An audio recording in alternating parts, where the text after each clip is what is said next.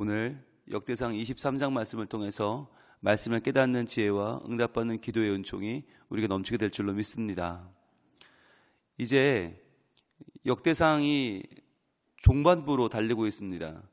다윗의 통치의 마지막 부분이 등장하는데 어제부터 등장하는 하나의 중요한 화두가 있습니다. 그것은 바로 준비입니다. 준비. 22장에 다윗은 성전 건축을 준비합니다. 우리는 무언가를 시행하는 것 그리고 열매를 맺는 것을 중요하게 생각하지만 그보다 먼저 준비가 있어야 한다라는 말씀을 드렸습니다. 어찌 보면 준비가 더 어렵다. 준비가 더 오래 걸린다. 누군가는 준비했기 때문에 결과가 있는 것이다 라는 말씀을 드렸어요. 그래서 씨를 뿌리는 사역, 땅을 다지는 사역이 얼마나 중요한가. 그리고 나서야 나중에 거기서 싹이 트고 가지가 올라오고 줄기가 뻗고 거기서 잎이 열리고 꽃이 피고 열매가 맺는 것 아니겠어요? 그러니까 그 모든 것이 가능하려면 누군가는 씨를 뿌려야 돼요. 그런데 씨를 뿌리는 일은 보이지 않아요. 눈에 보이지 않다 보니까 별로 중요하게 생각하지 않고 우리는 씨 뿌리는 사역의 보람을 별로 느끼지 못해요. 그런데 다윗의 인생을 돌아보면 그의 말년은 씨 뿌리는 인생이었다라고 하는 거죠. 어찌 보면 다윗이 사울 이후에 가장 탄탄한 왕조를 이루고 주변 나라들을 평정하고 평화를 이룬 이유는 무엇인가? 바로 성전을 짓기 위해서예요. 성전을 아름답게 지으려면 시간이 오래 걸립니다. 그런데 외세에 계속 침략을 당하고 전쟁을 벌이면 그러한 큰 공사를 할 수가 없어요. 그래서 다윗은 주변 나라들, 아람 나라를, 모압을, 암몬을 주변 나라를 다 평정해서 모든 나라와 좋은 관계를 맺게 하는 것까지가 다윗의 인생의 준비였죠. 그리고 필요한 모든 준비를 다 맞춰놓은 다음에 솔로몬에게 바톤을 넘기죠. 어제 22장에서 우리가 많은 준비에 대해서 봤는데 그 중에서 특별히 한 절만 더 보겠습니다. 22장 14절입니다. 22장 14절. 자, 노란색을 한번 드시고 내가 환난 중에 여호와의 성전을 위하여 금 10만 달란트와 은 100만 달란트와 놋과 철을 그 무게를 달 수 없을 만큼 심히 많이 준비하였고 또 제목과 돌을 준비하였으나 너는 더 할 것이며 그랬죠. 어디다 칠까요? 내가 환난 중에 한번 쭉 노란색으로 내가 환난 중에 그 다음에 중간에 심히 많이 준비하였고 그 다음에 맨 끝에 너는 더 할 것이며 한번 쳐보세요. 다윗이 평안해서 여유가 있어서 준비하는 것이 아니라 환난 중에 준비했단 말이에요. 환난 중에 참 힘들고 어렵고 그의 인생도 순탄한 인생이 아니었잖아요. 얼마나 격변기를 거뒀어요. 그런데 그 환난 중에도 여호와의 성전을 위하여 금 10만 달란트, 은 100만 달란트, 놋과 철, 그 무게를 달 수 없을 만큼 심히 많이 준비하였다. 이것이 다윗의 신앙이었어요. 이것이 다윗의 신앙 고백이었어요. 환난을 겪으면 사람들은 자기를 보존하기를 원합니다. 자기의 안전을 생각합니다. 자기의 후대를 생각합니다. 그럼 다윗은 그게 아니라 심히 그 환난을 겪으면서도 오직 그의 마음의 중심이 성전에 있었다라고 하는 것이죠. 그래서 이것을 심히 많이 준비하였고 또 제목들과 돌을 준비하였으나 너는 더 할 것이다. 너는 더 준비해야 된다. 이것이 다윗의 신앙 고백이었다. 그러니까 이 준비는 나로 끝나는 것이 아니라 네가 내 뒤를 이어서 더 열심히 해줘야 된다. 더 해야 된다. 이것이 우리의 신앙 고백이라고 하는 거죠. 많은 분들이 자기 때에 환난 중에 열심히 주를 위해 충성합니다. 그런데 그 신앙이 잘 연결이 안 되는 걸 봐요. 그러니까 나는 열심히 했지만 너는 뭐 할 수 없고 너는 사는 게 바쁘니까 너는 공부해야 되니까 너는 살아야 되니까 그냥 어찌어찌 그냥 너대로 살아라. 이런 모습들이 많다는 거죠. 근데 다윗의 신앙 고백은 나는 최선을 다해 열심히 했는데 이렇게 많이 했는데 너는 더 해야 된다. 이런 가문이 대대로 신앙이 전승되는 가문이고요. 더 신앙이 굳건히 서는 가문이에요. 그래서 저는 이런 꿈을 꿉니다. 우리 성민교회가 내 때에 하나님과 올바른 관계를 맺고 열심을 다해 충성했다. 나는 환난 중에 이렇게 심히 많이 하나님을 위해 충성했는데 너는 더 할 수 있기를 바란다. 더 할 수 있는 힘과 용기와 더 할 수 있는 환경과 더 할 수 있는 복이 내게 넘치기를 바란다. 그러한 신앙을 우리가 가지면 좋겠어요. 자, 그렇게 준비했는데 그러면 그 준비해서 오늘 어떠한 준비가 이어지는지 보겠습니다. 어제는 22장에서는 모든 재료를 준비했죠. 금과 은과 돌과 재료와 놋과 모든 그 재료를 준비했다고 한다면 오늘은 어떤 준비를 하든가. 먼저 1절입니다. 다윗이 나이가 많아 늙음에 아들 솔로몬을 이스라엘의 왕으로 삼고 이스라엘 모든 방백과 제사장과 레위 사람을 모았더라 그랬어요. 자, 다윗이 나이가 많아 늙었다. 그러면 얼마나 됐을까요? 나이가? 다윗이 30살에 왕이 됩니다. 왕이 돼서 그때부터 약 40년을 다스리죠. 헤브론에서 7년 반 동안 유다의 왕으로 있었고 이스라엘에서 33년 동안 이스라엘 전체의 왕으로 있었으니까 약 40년 반을 있었어요. 그러니까 지금 나이는 70세에서 71세 정도 됩니다. 그러니까 이제 은퇴할 나이가 된 것이죠. 자기가 은퇴하고 모든 것은 솔로몬에게 넘겨줍니다. 그런데 70세라고 하는 나이가 기력이 남아 있습니다. 충분합니다. 그런데 다윗은 자기가 더 할 수 있지만 그러나 자기의 기력이 있지만 솔로몬을 불러서 솔로몬에게 넘겨줍니다. 왜냐하면 그것이 하나님께서 말씀하신 내용이기 때문입니다. 하나님께서는 다윗에게 너는 집을 짓지 말고 네 다음 때가 지을 것이다. 네 다음 때 평화의 때가 올 것이고 그때 집을 지을 것이다. 그래서 그 말씀에 따라서 솔로몬에게 넘겨주는 것이죠. 그런데 솔로몬에게 이스라엘 왕으로 삼고 이스라엘 모든 방백과 제사장과 레위 사람을 모읍니다. 여기까지는 보통 왕들과 똑같습니다. 나이가 많아서 다음 왕 될 사람을 세우는 것까지는 다른 왕들과 똑같은데 그 다음 하는 일이 전혀 달라요. 그 전에 왕들은 다음 왕 세운 다음에 왕궁을 또는 자기의 이제 은퇴 후의 생을 계획하고 정리한다면 다윗이 하는 일은 전혀 달라요. 바로 3절부터 이어지는 레위 사람은 30세 이상으로 계수하니 모든 남자의 수가 38,000명인데 그 중에 24,000명은 여호와의 성전의 일을 보살피는 자요 6,000명은 관원과 재판장이요 4,000명은 문지기요 4,000명은 그가 여호와께 찬송을 드리기 위하여 만든 악기로 찬송하는 자들이라 그랬어요. 뭘 했나? 왕위를 넘기고 나서 제일 먼저 한 일이 왕궁이나 정부를 개편한 것이 아니었다는 거예요. 보통은 이 전까지의 내용들은 왕위를 넘기면 제일 먼저 누가 나오냐? 군대 장관은 누굴 세우고 그 다음에 제사장은 누가 하고 그 다음에 서기관은 누가 하고 이런 식으로 정부의 요직이 등장을 해요. 그런데 지금 다윗이 솔로몬에게 왕위를 넘겨준 뒤에는 그게 아니라 레위 사람이 나오고 그 예위 사람도 성전의 일을 돌보는 자가 나오고 문지기가 나오고 차량대가 나와요. 왜 그럴까요? 관심이 다른 거예요. 다른 이전의 모든 왕들과는 달리 다윗의 관심은 오직 성전에 있습니다. 그러니까 솔로몬에게 왕위를 넘기는 것이 어떤 국가적으로 왕위를 계승하는 문제가 아니라 이것은 신앙적으로 하나님의 성전을 지을 사람에게 바톤을 터치하는 그런 개념인 거예요. 그러니까 지금 정부의 어떤 내각을 바꾸고 요직에 있는 사람들을 교체하고 이게 중요한 게 아니라 지금 솔로몬에게 왕위를 넘겨주면 제일 중요한 것은 어떻게 하면 이 성전이 성전다워질 것인가 하는 거예요. 그러니까 성전을 짓기 전에 뭘 준비하나? 지금 레위 지파의 직무를 다시 한번 확인하고 그들을 준비시키는 것입니다. 여러분 이게 다윗의 자세예요.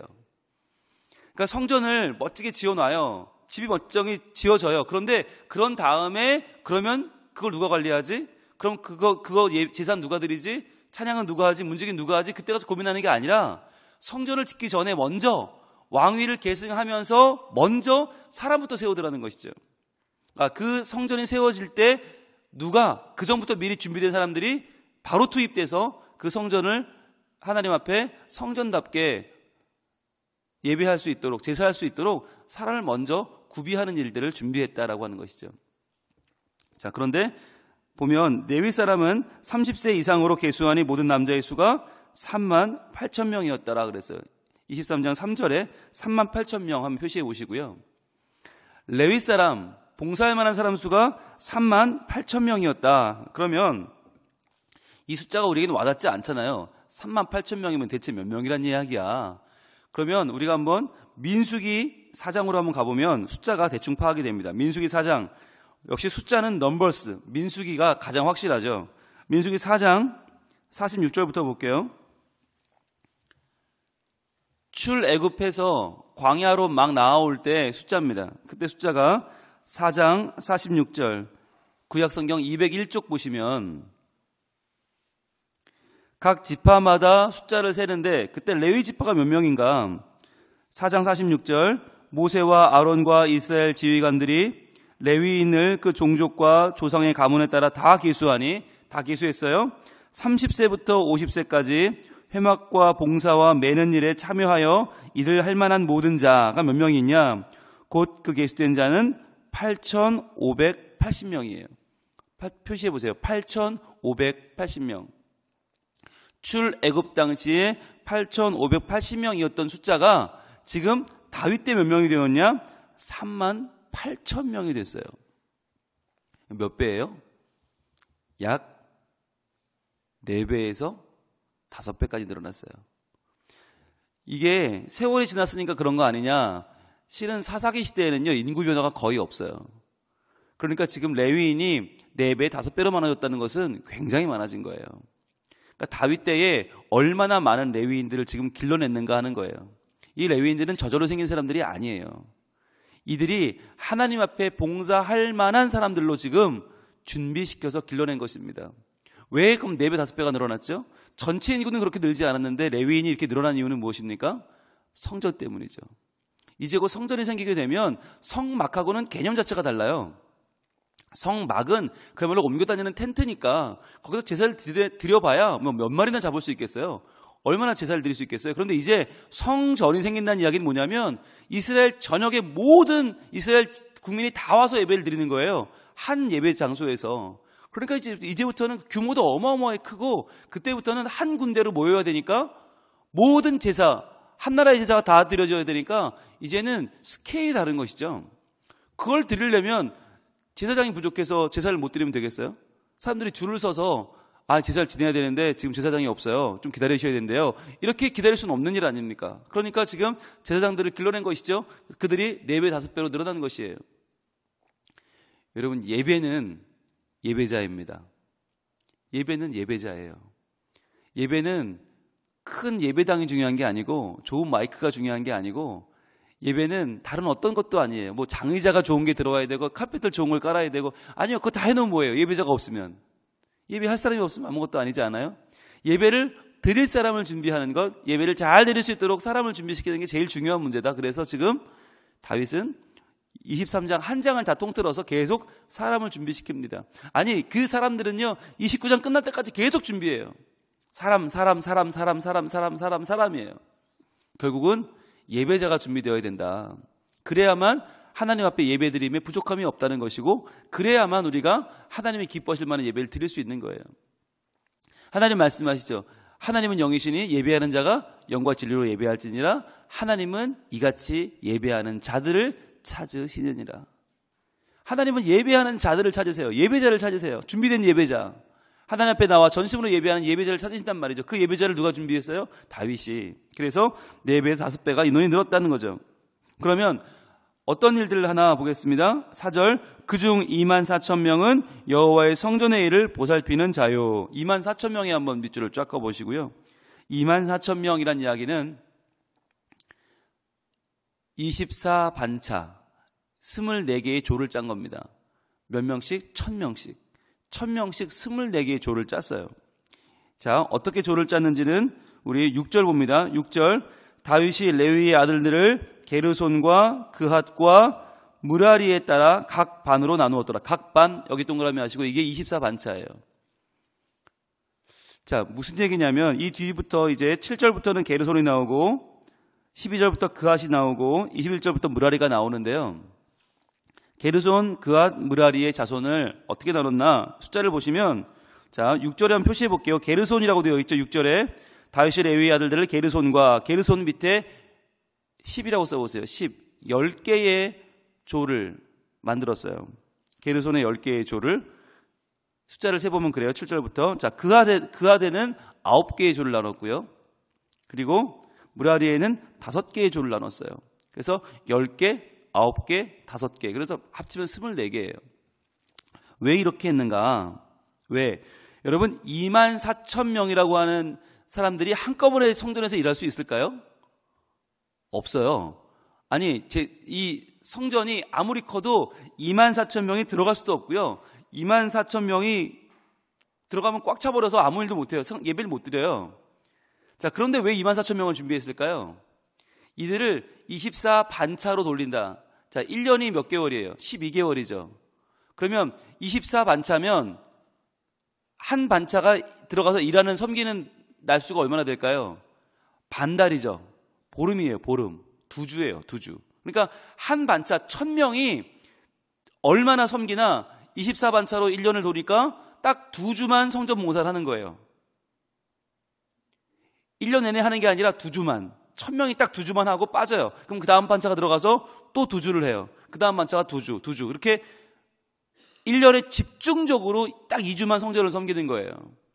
자, 그렇게 되면 얼마나 열심히 할까요? 1년에 일하다가 2주를 휴가에 가는 게 아니라 1년에 2주만 섬기는 거예요. 그러니까 1년 내내 그 마음이 열심히 준비하고 사모하고 어떻게 하면 내가 잘할 수 있을까 고민하고 개발해서 딱 2주 동안 열심히 성전을 섬겨요. 그러니까 나머지 23개의 반차는 성전 섬기는 일을 준비하고 예비하는 것이죠. 그리고 1년에 딱 2주만 허락된 그때 들어가서 열심히 최선을 다하는 거예요. 다윗이 이러한 제도를 만들었다는 거죠. 왜 그럴까요? 그만큼 예배가 중요하다는 거예요. 자칫 제사장들이 예배를 계속 드리면 여러분 그렇잖아요. 동물 계속 잡고 계속 각뜨고 계속 피 뿌리고 계속 제사를 드린다 보면 제사장들이 자기도 모르게 매너리즘에 빠져요. 자기도 모르게 그냥 맨날 잡는 고기 그냥 대충 잡지 이렇게 돼요. 그게 아니라 1년에 딱 2주만 들어가서 열심히 섬겨라. 최선을 다해라. 그 기간만큼 목숨을 걸어라 라는 거죠. 근데 이 제도가 다윗 때에 생겼다가 없어진 게 아니라 그들이 어디까지 이어지나 신약으로 갑니다. 누가복음 1장. 이 24반차의 제도가 누가복음까지 가요. 누가복음 1장 8절. 누가복음 1장 8절에 누가복음 1장은 세례 요한이 탄생하는 일을 말해주고 있는데 그때 1장 8절에 보시면 신약성경 86쪽에 있습니다. 마침 사가랴가 그 반열의 차례대로 하나님 앞에서 제사장의 직무를 행할세 그랬어요. 그 반열의 차례대로 노래로 쫙 닫혀보세요. 7절과 8절을 닫혀보세요. 사가랴는 세례 요한의 아버지거든요. 세례 요한의 아버지 사가랴가 애가 없어요. 애가 없는데 그 반열의 차례대로 하나님 앞에서 제사장의 직무를 행할세. 이게 바로 1년에 딱 2주죠. 딱 2주간 자기 반차가 됐을 때 성전을 섬기러 들어간 거예요. 9절 제사장의 전례를 따라 제비를 뽑아 주의 성전에 들어가서 분향하고 자 1,000명도 많으니까 그 1,000명 중에서도 또 제비를 뽑아요. 그래서 누구는 성소에 들어가고 누구는 지성소 들어가고 이런 식으로 한 명 한 명 이제 자리를 배정한 거죠. 그때 성전에 들어가서 분향했다라고 하는 거죠. 분향하는 향단은 어디에 있죠? 성전 중에 어디 있죠? 성소에 있죠. 예, 성소가 있고 그 안에 향단에서 지나가면 지성소죠. 이렇게 나눠져 있는데 지금 제비를 뽑아서 주의 성전에 들어가 분향했다는 이야기는 성소로 들어가서 지금 섬기고 있는 것이죠. 자, 그때 10절 모든 백성은 그 분향하는 시간에 밖에서 기도하더니 그랬어요. 그러니까 1,000명만 섬기러 들어가고 나머지 23반차와 나머지 백성들은 성전에 들어가지 않아요. 밖에서 같이 기도를 하는 겁니다. 그때 11절 주의 사자가 그에게 나타나 향단 우편에 선지라. 자, 향단이 어디 있다고요? 성소. 사가랴가 보고 놀라며 무서워하니 천사가 그에게 이르되 사가랴여 무서워하지 말라. 너희 간구함이 들린지라. 내 아내 엘리사벳이 내게 아들을 낳아주리니 그 이름을 요한이라 하라. 이렇게 되는 거죠. 그래서 세례 요한이 탄생하는 이야기가 여기서 시작이 됩니다. 그러니까 이때 아버지가 1년에 딱 2주 하나님을 섬기러 하나님의 성소에 들어갔을 때 천사가 나타나서 요한의 탄생을 알리죠. 그러니까 왜 마침 하필이면 그때였을까? 왜 그때였을까요? 아버지 사가랴의 모든 삶이 어디에 맞춰져 있었는가? 바로 자기 반차 1년에 딱 2주 성전에 들어가 섬기는 그 두 주의 모든 영적인 자기의 스케줄이 거기에 맞춰져 있는 거예요. 모든 바이오 리듬을 거기에 맞춘 거예요. 마치 고3 학생들이 수능 시험 보는 날에 모든 컨디션을 다 맞추고 그날을 향해서 계속적으로 컨디션을 맞춰가는 것처럼 이 당시 제사장들이 어떻게 했나? 가장 영적으로 맑고 깨어있는 그 시간이 언제냐? 1년에 2주 성전을 섬기는 날이었다는 거예요. 그러니까 이때 이 방식이 괜찮은 것 같아요. 그러니까 만약에 우리나라도 교회가 하나밖에 없다. 교회가 하나밖에 없다면 어떻게 하겠어요? 전국에 있는 사람들이 다 모여서 그 교회에서만 예배를 드린다. 그러면 전국에 있는 목사님들을 어떻게 해요? 다 모아요. 모아서 23, 24반처럼 나누는 거예요. 그래서 딱 2주만 설교해라. 딱 2주만 신방해라. 별로 안 좋아하시네요? 저만 좋나요? 딱 2주만 설교해라. 그러면 얼마나 설교 잘하겠어요? 딱 2주만 신방해라. 얼마나 신방 열심히 하겠어요? 딱 2주만 교인들을 사랑해야 된다. 야, 그럼 정말 막 죽도록 할걸요? 목숨 바쳐 할걸요? 예. 그리고 나머지는 목회를 못해. 목회를 못해요. 나머지는 뭐 하는 거예요? 준비하는 거예요. 계속 2주간 섬기기 위해서 설교 준비하고 목회 준비하고 계속 갈고 닦았다가 딱 허락돼서 자, 이제부터 딱 2주 그러면 아마 그 2주 동안요, 숨도 안 쉴걸요? 밥도 안 먹을걸요? 계속 온 교회 신방하고 전국에 다니면서 막 주의 복음 전하고 설교, 불을 뿜으며 설교하고 그 다음에 딱 2주 지나면 자, 그만. 자, 이제 쉬시고요. 내년 이맘때 봅시다. 이렇게 되는 거죠. 아, 별로 여러분은 안 좋으시군요. 전 되게 좋던데. 예, 전 이 꿈을 꾸니까, 야, 2주만 일하고. 근데 그때 이랬단 말이에요. 그러니까 그 2주 동안 입장 바꿔 생각하면 이 레위들이 얼마나 절실했겠어요. 그 2주가. 하나님 앞에 나와 예배하는 그 2주가 얼마나 뜨겁고, 얼마나 살아있고, 얼마나 생생하고, 얼마나 헌신적이었겠어요. 다윗이 그걸 만든 거예요. 그래서 24,000명이라는 그 많은 사람들을 모아놓고 그 중에 1,000명씩 돌아가면서 이 일을 할 수 있도록 제도를 만들었다. 그러니까 다윗이 얼마나 하나님을 사랑했으면, 얼마나 성전을 귀히 여겼으면 성전에서 일하는 사람들도 그만큼 목숨 걸고 최선을 다해서 하나님을 섬기도록 제도를 만들었을까라고 하는 거죠. 그런데 그렇게 성전에서 일을 하는 사람들이 24,000명이 있고요. 또 누가 있나? 여호와의 성전의 일을 보살피는 자가 6,000명 있어요. 그러니까 우리말로 하면 교회를 돌보는 재직들이죠. 교회 여러 가지 부서의 일들을 감당하는 뭐 예배부도 있을 것이고요. 뭐 사회봉사부도 있고 그중에는 관리부도 있고 여러 가지 부서들이 있죠. 근데 그런 부서들의 일을 하는 분이 6,000명이 있고 그리고 또 관원과 재판장이요 4,000명은 문지기요. 자, 문지기가 4,000명이 있다. 자, 문지기 4,000명은 뭐 하는 사람들일까요? 왜 4,000명이나 문지기가 필요할까요? 성전의 제일 중요한 가치가 뭐죠? 거룩입니다. 거룩. 그러니까 성전 안에는요, 흠이 있는 재물이 들어와도 안 되고요. 흠 있는 사람이 들어와도 안 돼요. 가장 준비된 사람, 가장 하나님 앞에서 예배할 수 있는 가장 정결한 사람이 들어와야 돼요. 그런 사람들을 누가 판단합니까? 문지기가 하는 거예요. 재물도 문지기가 다 봐서 흠이 있으면 못 들어와요. 하나님 앞에 가장 준비된 것을 예배하기 위해서 4,000명의 문지기가 모든 성전을 주위를 다 지키는 거예요. 그래서 정말 조금이라도 부족한 것은 틈타지 못하도록 거룩하게 예배하기 위해서 4,000명의 문지기가 필요하다. 여기까지는 또 이해가 돼요. 그런데 마지막 4,000명은 누구냐? 그가 여호와께 찬송을 드리기 위하여 만든 악기로 찬송하는 자들이라 그랬어요. 성가대가 4,000명이에요. 어마어마한 거죠. 어마어마합니다. 어제 저희 길르앗 찬양대가 역대 최고 인원 섰는데, 네. 2명이 대원이 들어오면서 어제 많이 섰으니까 너무 좋더라고요. 2명 들어도 그렇게 좋은데, 여러분 4,000명이 찬양하면 얼마나 좋을까요? 이 성전의 제사가 어땠을지 한번 상상해 보세요. 4,000명이 찬양을 한다? 와, 정말 여러분 4,000명 찬양대 우리나라에서 선 적이 있었을까요? 아마 70년대 여의도에서 한번 무슨 전도 집회를 했을 때 그럴 때나 한번 볼까 말까 한 인원이죠. 4,000명의 찬양대. 다윗은요, 그 당시 국력을 다 어디에 모았나? 성전에 모았어요. 그 당시 이스라엘에 할 수 있는 모든 최선을 다 모아서 하나님의 예배에 집중했다는 것입니다. 그래서 성전 돌보는 자들, 그리고 문지기들, 성전의 일을 돌보는 사람들, 그리고 찬양하는 자들, 모든 레위인들의 삶의 중심을 하나님께서 모아드렸다라고 하는 것이에요. 그 준비를 하는 내용이 이제 또 24장부터 25장, 26장, 27장, 28장, 29장까지 이어집니다. 다윗의 말년의 모든 기록은 다 성전이에요. 성전을 준비하고 성전을 만들고 사람을 준비하고 사람을 세우고, 그것이 다윗의 말년이에요. 여러분, 우리가 나이를 먹어가면서 자꾸만 걱정이 늘고요, 우리말로 노파심이라고 하죠. 이런저런 생각들이 많아집니다. 그런데 하나님의 사람은 누구냐? 나이가 먹으면 먹을수록 점점 더 예배에 집중하는 사람이다. 점점 더 하나님께 집중하는 사람이다. 나이가 먹는다는 것은 뭐예요? 익어간다는 거 아니에요? 무르익는다는 거 아니에요?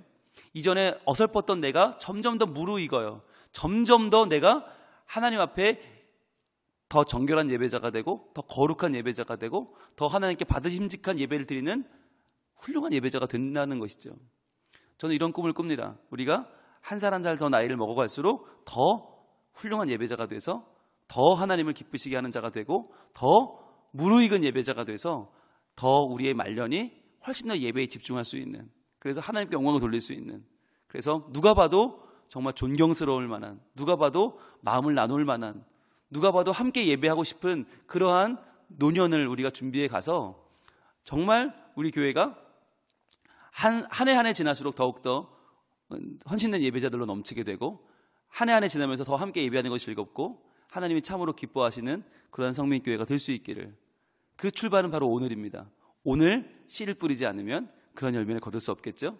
오늘 이 아침에 우리가 기도하면서, 하나님, 제가 한 해 한 해, 아니 하루하루, 한 달 한 달, 한 주 한 주 시간이 지날수록 더 하나님이 기뻐하시는 온전한 예배자가 되게 하시고, 주님 집중하게 하시고 헌신하게 하시고, 예배함이 얼마나 내 인생에 중요한 일인지, 예배함이 얼마나 큰 기쁨인지를 알아가는 매일매일의 기쁨의 예배자가 되게 하여 주시옵소서. 주님, 내 예배를 받아주시고 하나님 은혜 내려주옵소서. 기도할 때에 하나님께서 우리의 예배 가운데 기름 부어주시고 하나님의 복을 내려줄 줄 믿습니다. 기도하겠습니다. 하나님, 감사합니다. 주님께서 우리와 함께 하시고 도우셔서 주님, 이 아침에 나와 말씀에 집중하고 하나님 말씀을 통해서 저희들 말씀의 은혜를 나누고 복을 나눌 수 있게 하시니 감사합니다. 하나님, 저희들 하루하루 날짜가 지나면서, 한 주 한 주 시간이 지나면서, 한 달 한 달, 1년 1년 우리에게 허락된 인생을 살아가면서 더욱더 예배하기를 원합니다. 더욱더 예배로 성공하고 예배로 하나님을 높이고 예배로 주님을 기쁘시게 하는 자들 되기를 원합니다. 하나님, 우리가 온전한 예배자 될 수 있도록 은혜 내려주시고 하나님의 복을 주시고 예배에 집중할 수 있도록 우리에게 평안을 주시고 모든 삶 가운데 하나님의 형통의 은혜를 부어 주시옵소서. 그리하여 대를 이어 더욱더 예배를 잘 드리고 더욱더 예배에 성공하고 더욱더 하나님을 잘 섬기는 복된 믿음의 가문이 되어줄 수 있도록 주님 도와주시옵소서. 예수님 이름으로 기도합니다. 아멘.